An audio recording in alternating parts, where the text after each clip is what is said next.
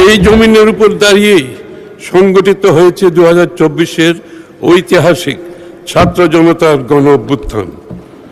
মাননীয় প্রধানমন্ত্রী তারেক রহমানের নেতৃত্বে রাজনীতি ও রাষ্ট্র ব্যবস্থার সংস্কার, মেরামত ও রূপান্তরের 31 দফার পথ ধরে বিএনপি গণ অভ্যুত্থানের আকাঙ্ক্ষাকে ধারণ করে আরও সম্প্রসারিত প্রস্তাব জুলাই জাতীয় সনদে উপস্থাপন করেছে।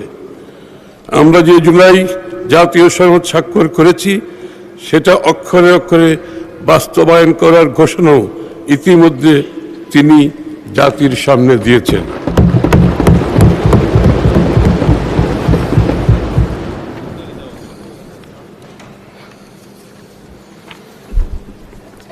কিন্তু এটাও একের সাথে মনে রাখা দরকার, অর্থনীতির গণতন্ত্রায়ন, ইকোনমিক ডেমোক্রেসি